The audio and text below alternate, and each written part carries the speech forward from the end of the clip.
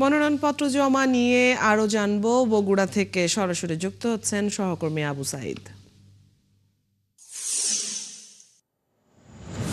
সাইদ, মনোনয়নপত্র জমা দেওয়ার সবশেষ খবর জানাবেন।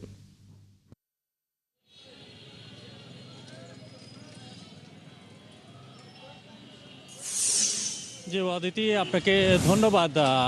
আজ সকাল থেকে কিন্তু আমরা যেটা দেখছি যে বগুড়ায় জেলা প্রশাসকের কার্যালয় ও রিটার্নিং অফিসারের কার্যালয়ে কিন্তু বিএনপি চেয়ারপারসন বেগম খালেদা জিয়ার পক্ষে মনোনয়নপত্র জমা দিয়েছেন তার উপদেষ্টা হেলালুজ্জামান তালুকদার লালু। পাশাপাশি বগুড়া জেলা বিএনপির সভাপতি রেজাউল করিম বাদশার নেতৃত্বে বিএনপির ভারপ্রাপ্ত চেয়ারম্যান জনাব তারেক রহমানের পক্ষে মনোনয়নপত্র জমা দিয়েছেন।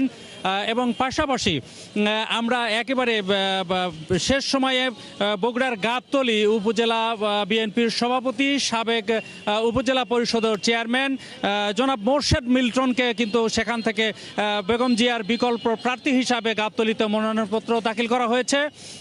সব মিলে এই গত কয়েকদিনে বগুড়ার 60টি আসন থেকে 57টি মনোনয়নপত্র উত্তোলন করা হয়েছে। এর মধ্যে আজকে বেশ কয়েকটি জায়গায় মনোনয়নপত্র প্রত্যেকটি আসনে জমা দেওয়া হয়েছে এবং জেলা প্রশাসকের কার্যালয়ে দেওয়া হয়েছে।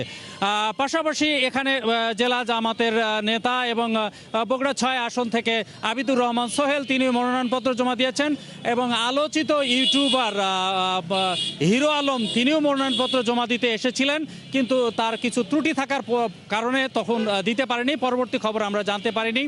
সব মিলে আমরা বলতে পারি যে বগুড়ায় উৎসব মুখর পরিবেশে আজকে কিন্তু মনোনয়নপত্র দাখিল করা হয়েছে এবং বগুড়ার গাবতলীতে বগুড়া 7 সেই আসনে বিকল্প প্রার্থী হিসাবে সেখানে জনাব মোর্শেদ মিল্টনের মনোনয়নপত্র দাখিল করা হয়েছে।